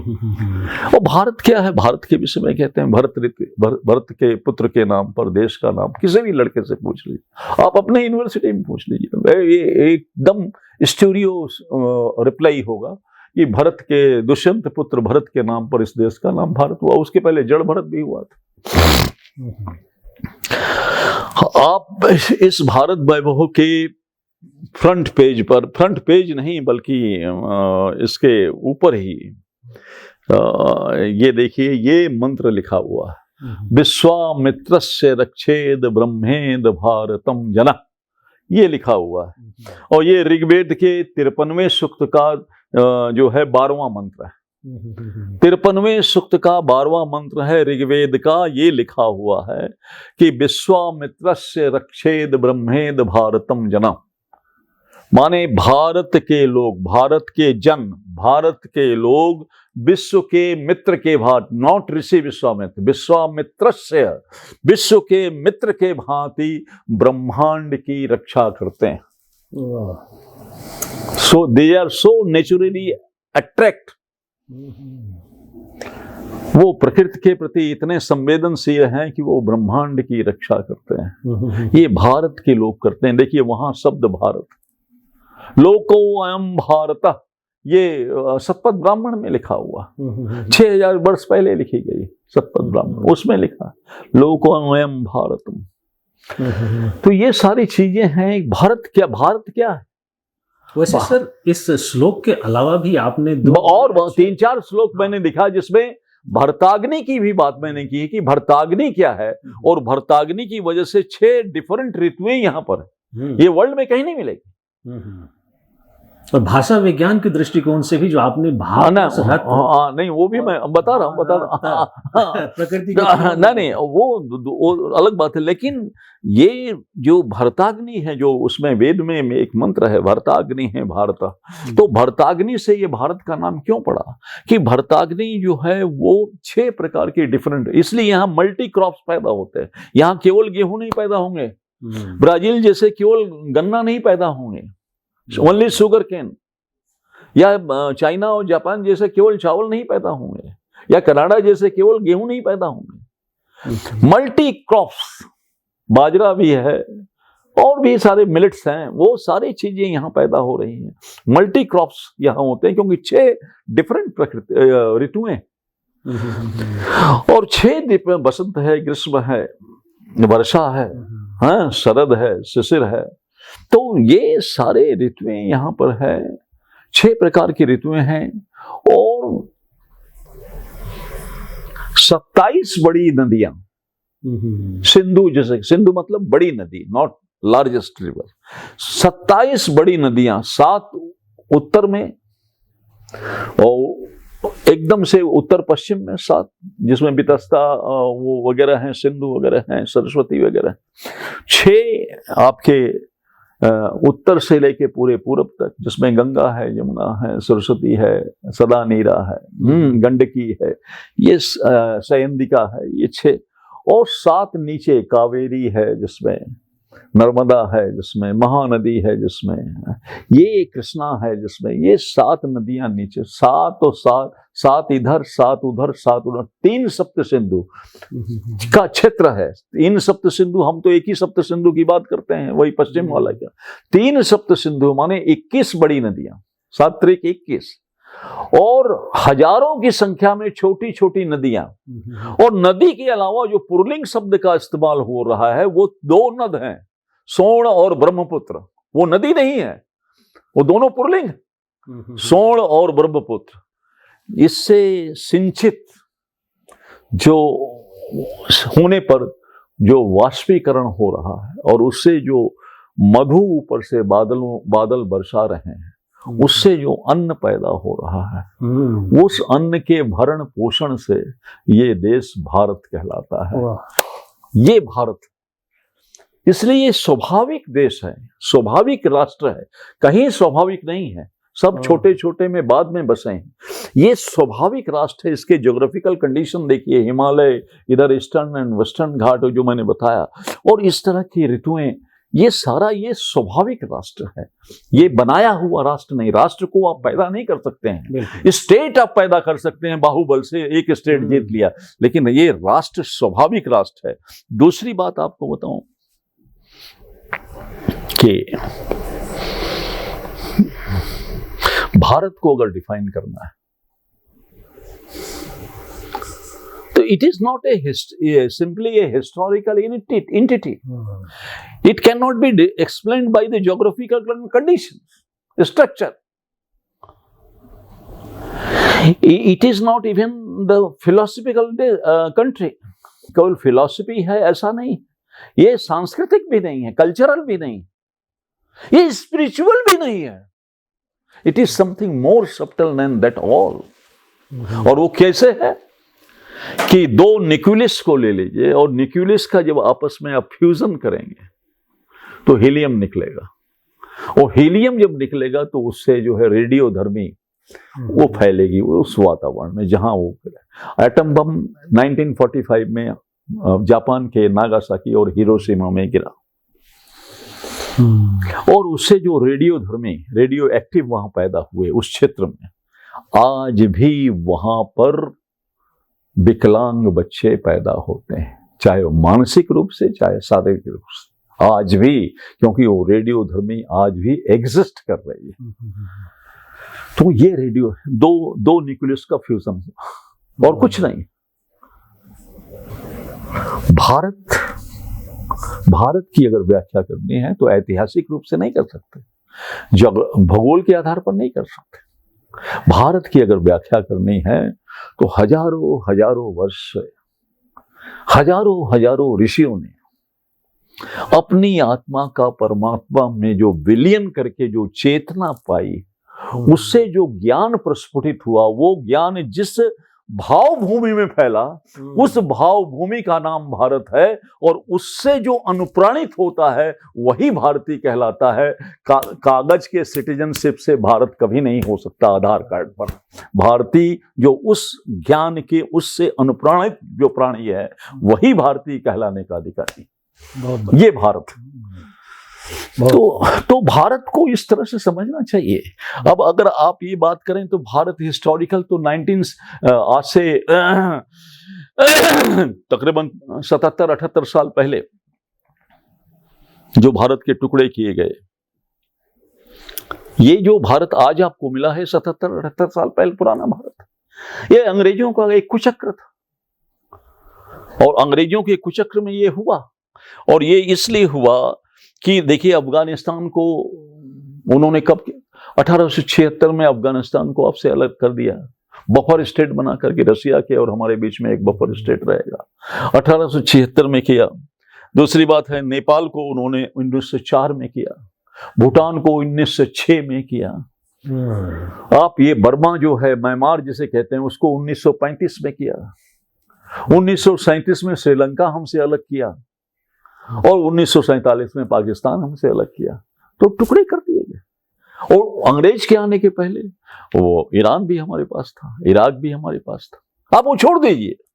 अगर आप देखें, बात करें तो अगर रामायण आप पढ़ते हैं, महाभारत पढ़ते हैं, भारत के लोग सब तकरीबन सभी हिंदू तो जानते ही हैं, और ये रामायण सीरियल और महाभारत सीरियल चलने पर तो सभी आजकल के आधुनिक बच्चे भी जान गए। अब रामायण में अगर देखें तो राम की बात बाद में करिए, रावण की बात कर लीजिए। रावण के नाना कौन थे? रावण के 3 नाना थे, माली, सुमाली और माल्यवान। आज वर्ल्ड में देखिए के नक्शे में देखिए कहाँ है, तो आपको माली और सोमालिया दोनों अफ्रीका में मिलेंगे कि नहीं मिलेंगे? मैलागैसी अफ्रीका में मिलेंगे। तो रावण के नानाओं का अफ्रीका था, साउथ से लेके नॉर्थ तक अफ्रीका, वो सब रावण के नानाओं का था। रावण के नानाओं का था। आप अगर बात करें राम का, जिस समय युवराज घोषित होने वाले थे और जिस समय कैकेयी ने उनसे बन जाने के लिए कहा, उस समय उनके पुत्र भरत और उनके भाई शत्रुघ्न, भरत और शत्रुघ्न दोनों ननिहाल गए हुए थे। वाल्मीकि रामायण में संदर्भ आता है कि जब वो कश्यमूर से आगे बढ़े, माने कश्यमूर मतलब कश्मीर, कश्मीर से जब आगे बढ़े तो उन्होंने अपने रथ को त्याग दिया, अपने घोड़े को, जो घोड़ा वाला रथ है उसको त्याग दिया, और वहां पर एक दूसरा रथ तैयार था जिसमें चक्के नहीं थे, पहिए नहीं थे, और उसमें वो बैठ गए। और कुत्ता जो है, वो एक कुत्ता जो है उन दोनों भाइयों को खींचते हुए ले गया। पूरा बर्फ था। तो ये एरिया जो है तकरीबन साइबेरिया और ताशकंद में मिलता है। तो इसके मतलब केकय प्रदेश जो है वो ताशकंद में था, तो भी भारत था। आपको प्रमाण, आप ये देखिए महाभारत की अगर बात करें तो महाभारत में देखिए कि गांधार की रहने वाली गांधारी थी। तो ये अगर सारा कुछ देखते हैं आप कैलासिया टेम्पल आपको कहाँ मिलेगा? लैटिन अमेरिका में मिलेगा कैलासिया टेम्पल, जिसमें एक जटाजूटधारी एक आदमी नाक गले में लपेटे उस पहाड़ के माउंट के टॉप ऑफ द माउंटेन बैठा हुआ है, वो कैलासिया माउंट कहलाता है। तो ये सारे चीज अगर आप बुरी तरह से देखा जाए, आप वो छोड़ दीजिए, आज भी स्वीडन में और स्वीडन, नॉर्वे और डेनमार्क। तो अंत में हमेशा की तरह हम अपने सभी अतिथियों से यह आग्रह करते हैं कि वे हमारे दर्शकों के लिए या समाज के लिए एक शांति संदेश दें, ताकि हम एक बेहतर कल के सपनों को साकार कर सके। मैं अभी तो 2-3 चीज मैं कहना चाह रहा था, मैं एक लाइन में कह देता हूँ कि अभी एक भारतीय ज्ञान परंपरा, क्योंकि भारत और ज्ञान ये तो आपने एक्सप्लेन करा दिया, परंपरा में बहुत सारी चीजें हैं, जैसे स्ट्रक्चरल मेथोडोलॉजी है, और स्ट्रक्चरल मेथोडोलॉजी कैसे है उसके प्रमाण आपको सब जगह मिल जाएंगे, और मंदिर किस तरह से बनते थे, उनके पीछे क्या है, और साउंड जो है वो साउंड को किस तरह से मूर्ति कला में या वास्तु कला में दिखाया गया। जैसे तिरुनेलवेली का जो मंदिर है उसमें जो है 48 स्तंभ हैं और सारे ग्रेनाइट को काट के बनाया गया है, कितना शार्पेस्ट अलॉय रहा होगा। और उसके बाद अगर आप धीरे से एक को टच कर लेते हैं तो वो जो म्यूजिक के 7 नोट्स हैं, 7 स्वर हैं, वो आपको उसी क्रम में क्रोनोलॉजिकली आपको पहले टच करेंगे तो उससे सा निकलेगा, उसके बाद उसका वाइब्रेशन जो दूसरे से टकराएगा वहां से रे निकलेगा, उसके गा मा पा धा नी सा, ये 48 में सीक्वेंस से घूमता आपको नजर आएगा। इतना आनंद आएगा, कभी आप जाइए और वहाँ देखिए। तो आप देखिए साउंड में हम लोग सारा एम्पलीट्यूड और क्या कहते हैं फ्रीक्वेंसी सारा समझाते हैं किताबों में, और वहाँ प्रैक्टिकली स्टोन से साउंड टेक्नोलॉजी पूरी बताई गई है। ये भारत की विधा हो सकती। तो मेरे कहने का मतलब है दर्शकों को और जो श्रोता हैं, दर्शक तो नहीं कहेंगे, जो श्रोता हैं, और ये जो कुछ भी मैंने अभी रखा वो सब आपके लिए लिखा, और इसलिए रखा कि वो एक कहावत है कि कहावत नहीं है, एक कहानी है, उपनिषद की एक कहानी है कि एक शेरनी जो गर्भवती थी वो एक वैली से दूसरे वैली में जब जंप ली तो उसका एक शावक पैदा हुआ जो नीचे गिर गया। उसी समय गर्भ क्षरण हुआ और वो शावक वैली के नीचे गिरा जहाँ भेड़ के झुंड चढ़ रहे थे, और वहीं वो धीरे धीरे बड़ा होता गया। शेरनी तो चली गई और बड़ा होते होते होते होते वो बहुत बड़ा हो गया, पूरा शेर बन गया, बब्बर शेर बन गया। और उस समय एक दूसरा शेर उन भेड़ियों के झुंड पर अटैक किया, तो अटैक करने के साथ साथ वो खड़ा हो गया। वो ये देख रहा था कि यार वहां तो ऑलरेडी एक शेर है और हमसे भी मजबूत, लेकिन वो बाद में आश्चर्यचकित हुआ कि वो शेर भी उन भेड़ों के साथ भाग रहा था। तो इसने बोला ये क्या मामला है, माजरा क्या है, इसी से पूछूं। गया, पकड़ लिया उसको और काफी दौड़ाकर पकड़ा। पकड़ने के बाद बोला भाई तू क्यों भाग रहा, भेड़ भाग रहे हमारे डर से, तुम्हारे डर से, भाई तू क्यों भाग रहा। बोले नहीं है तू तो हम शेर है, बोला नहीं, आपको गलतफहमी हुई सर, मैं तो भेड़ हूँ। वो मिमियाने लग गया। तो उसने कहा नहीं भाई, तू शेर है। बोला नहीं, आपको फिर गलतफहमी है, मैं शेर नहीं हूँ, मैं तो भेड़ हूँ। तो उसने समझ लिया कि ये यहीं पला है, तो उसका कान पकड़ के दांत से उसका, वो एक सामने एक नदी बह रही थी छोटी सी, वहां ले गया और उसको बोला देख, तू अपना चेहरा देख और मेरा चेहरा देख। जब उसने अब देखा तो उसको रियलाइज हुआ कि अरे यार, मैं तो इतना दिन था भेड़ समझता, तो मेरी तो शक्ल इससे मिलती है, भेड़ों से तो मिलती नहीं, तो मैं तो शेर हूं। तो वो जो बचपन से उसने दहाड़ नहीं निकलाई थी, मिमियाया था, वो पहली बार दहाड़ा, और उसकी दहाड़ गर्जना इतनी तेज थी कि वो जो दूसरा शेर था उसका कलेजा फट गया और मर गया वहीं उसकी दहाड़ सुनकर।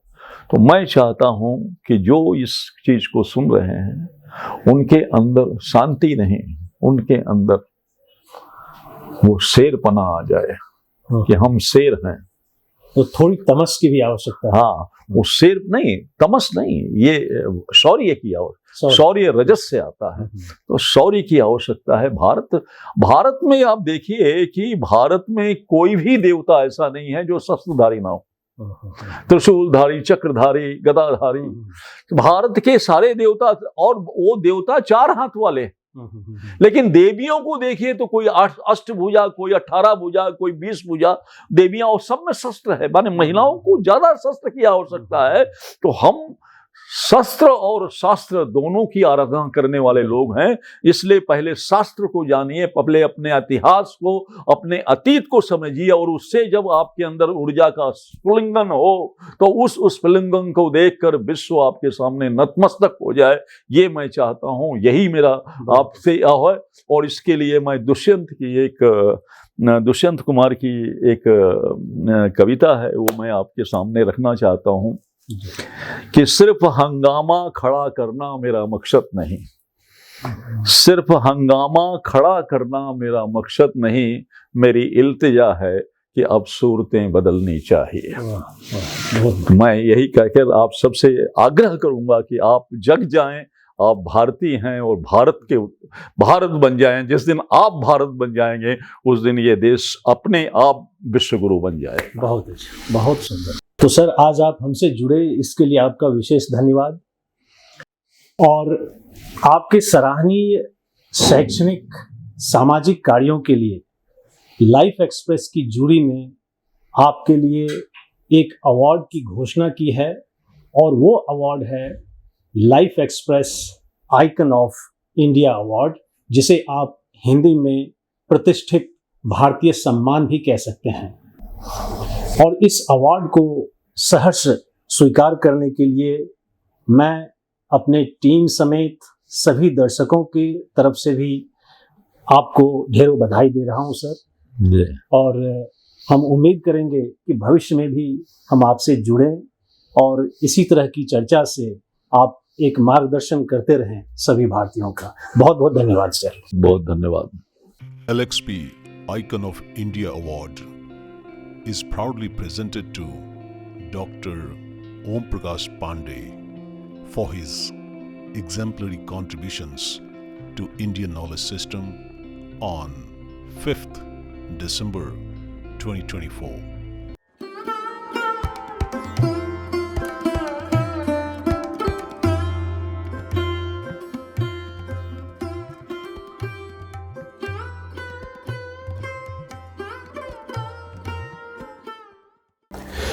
नमस्कार दोस्तों, हमेशा की तरह आज के के सेगमेंट में सबसे पहले हम एक ह्यूमन वैल्यू सीखेंगे और उसके बाद हम एक भारत की पारंपरिक मान्यता के वैज्ञानिक कारण को भी समझेंगे।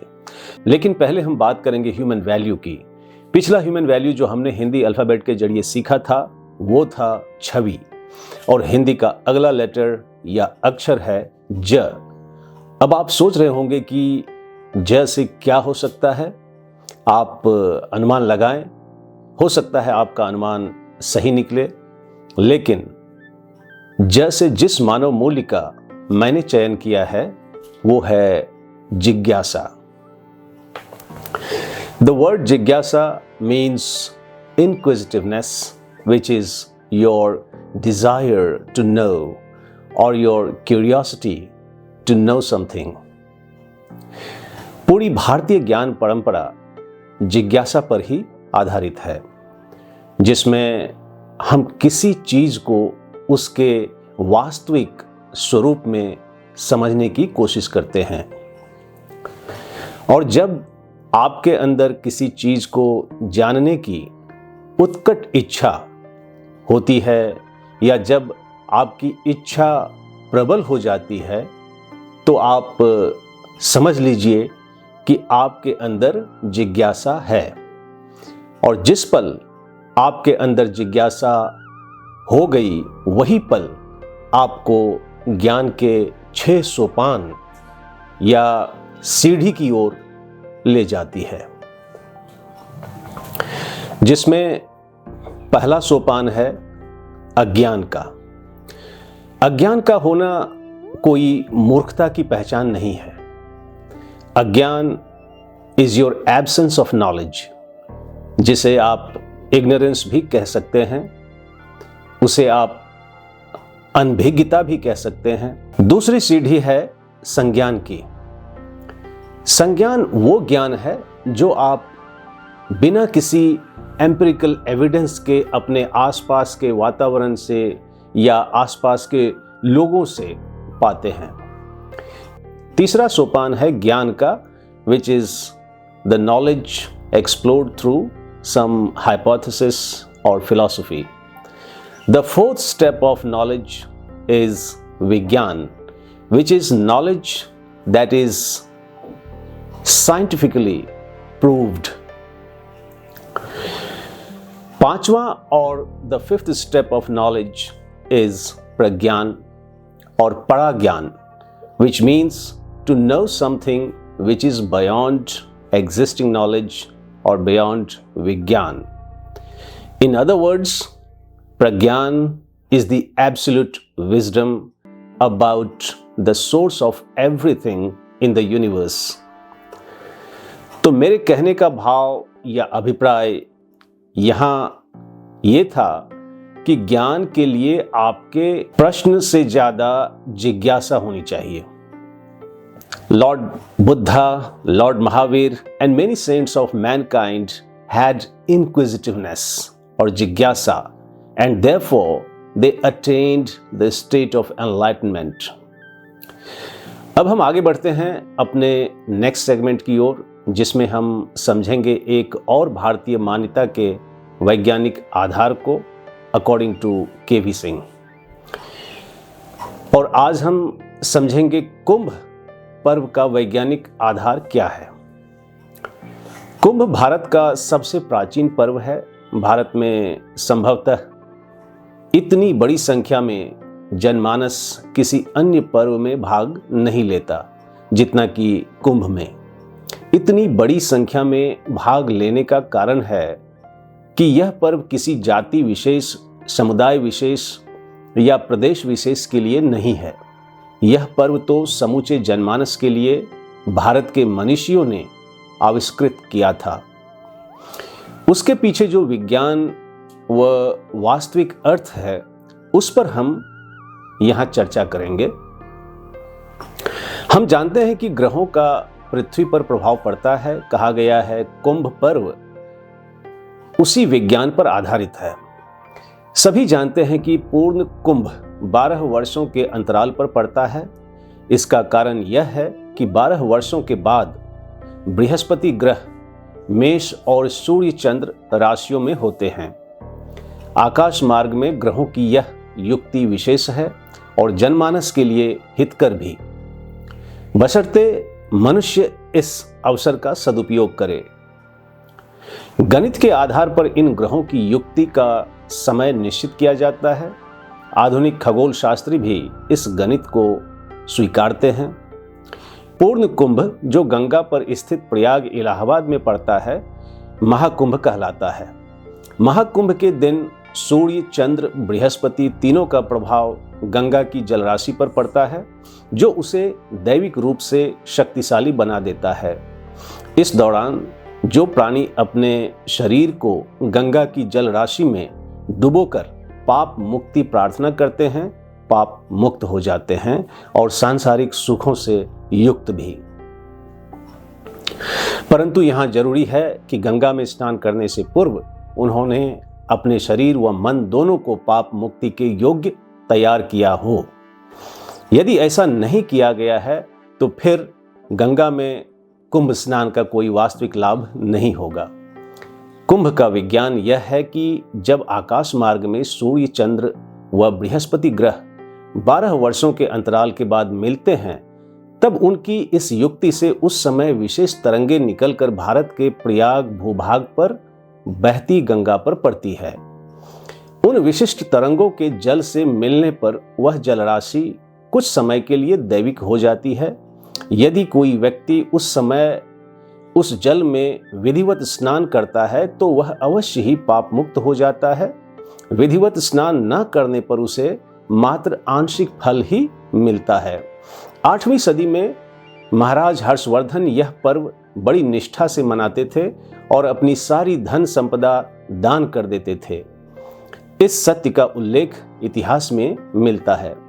कुंभ का जो रूप हमें आज देखने को मिलता है वह युग के अनुरूप है, विधि विधान के अनुसार नहीं। ऐसे में यदि कुंभ के अवसर पर गंगा में स्नान करने पर उनके पाप नहीं कटते तो इसमें गंगा या कुंभ परंपरा का क्या दोष? यह सत्य है कि हर धार्मिक मान्यता को पूरा करने का एक निश्चित ढंग है। यदि हम ऐसा नहीं करते तो दोष हमारा है, न कि परंपरा या मान्यता का।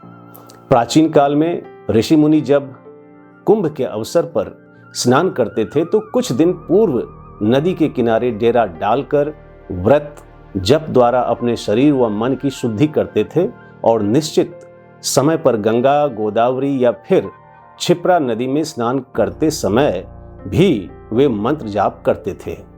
शरीर को पूर्ण रूप से कुछ समय तक गंगा की जलराशि में डुबो कर रखते थे ताकि कुंभ के शुभ मुहूर्त पर आध्यात्मिक लाभ उठा सकें। परंतु आज आवश्यकता इस बात की है कि पहले हम गंगा को बचाएं।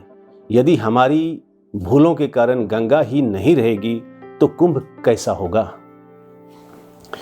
तो कुंभ के इस मान्यता के साथ आज के सत्र की समाप्ति मैं फिर एक आह्वान के साथ करूंगा, खासकर डॉक्टर ओपी पांडे जी की बातचीत से निकले कुछ मुख्य अंश को लेकर। Doctor Pandey talked at length about the importance and values of भारतीय ज्ञान परंपरा, जो दर्शाती है कि भारतीय ज्ञान परंपरा एक संस्कार और दर्शन की परंपरा है जिसमें शिक्षा के साथ साथ दीक्षा का भी प्रावधान है और जो शिक्षक ही नहीं गुरु एवं आचार्य का भी निर्माण करती है। कई खूबियों के बीच आईकेएस के या इंडियन नॉलेज सिस्टम के सामने आज कई चुनौतियां भी हैं। जैसे हम आईकेएस के एप्लीकेशन पे बहुत ही कम बातें करते हैं या बहुत ही कम ध्यान देते हैं। साथ ही हम वर्तमान पाठ्यक्रम को आईकेएस द्वारा ठोस चुनौती से रिप्लेस करने में असमर्थ रहते हैं क्योंकि हमारे पास कोई ठोस विकल्प नहीं रहते, ठोस स्ट्रेटजी भी नहीं होते। इसलिए मैं चाहूँगा कि we should introduce at least 10 marks module in each subject. Sanskritists here must know their traditions and new knowledge and strike a balance between them and look at the relevance and applications and coherence between both of them.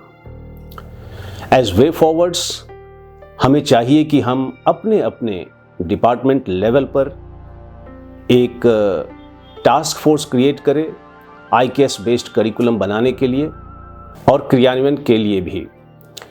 For instance, if you are in the field of management, you should propose an IKS-based management model, and similarly for other fields, because whenever and wherever formal management codes or mainstream codes or other codes fail to produce desired results in the conflict-ridden working environment today, I can say that ICAS-based ethical codes do wonder.